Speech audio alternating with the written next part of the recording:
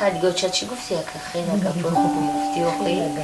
تاقیت نکردی و خیلی خیلی اکنون خاص نیومده یا خیلی شکایت کنی اینقدر ده یا چه من قزیندگی ده ازو بکشده کی بده تو قم میکده اما چیش هم میدیده امی سیفای 3-4 نودا طوری کو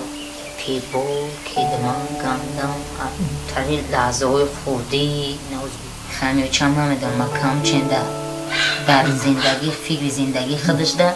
صورت گرفتن مرا فراموش کردی ها؟ مرا صورت نکرد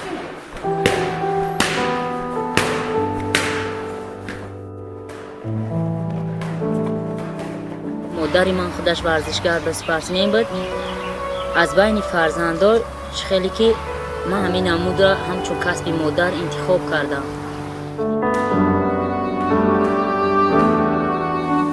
ما را نموندم پدر ما رنگی کنیمی خیلی که ایرا فوریده فرگشت است ما را خیلی نموندم ایرا هم ما اجازه داده که 100% اینقدر نگاه دارم که یک بار چمپیون شم بیرون از زمین تاجیکستان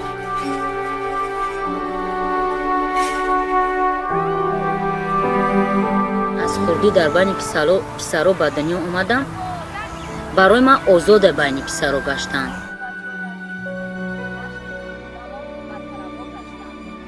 صنف 4 بودم طلبه مکتب خوان بودم یک وقت کرته تاجیکی ملی رو بابر کردم یا 2-3 متر رفتم که دیگر نتونستم کرته را پوشیده غلطیدم خدا اقبالش نشه که دخترم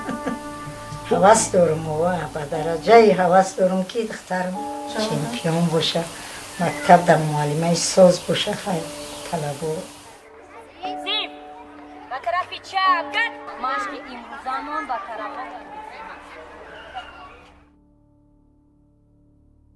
7 سال من کاراته تمرین کردم بعدا 1 سال دیگر میشد که از نمودی بوکس تمرین کردم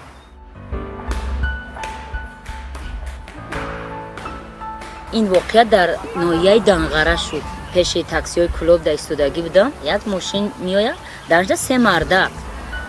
اما مرده که پیش بودگی فریاد کرد برچکه گفت گشت نگاه کردم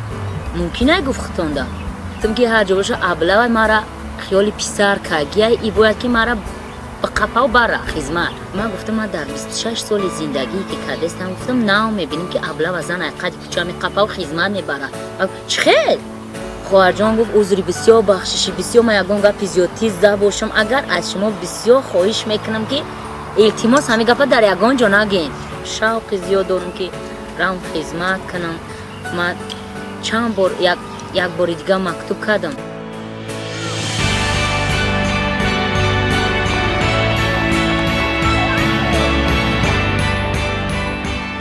باری خونه ده به خون نداره 100% کوری مردکیشتم کوری عورتیدم همش در سوزم ای بچه یک بار چمپیون جهان شم و بعدا هر یک دختر آرزو و هوس دارد که خانه‌دار شود این بسر هر یک زن تاجیک قرض است انشالله که من همین چمپیون شدم خدا خواهد نصیب باشه باز هم خانه‌دار نشدنی هستم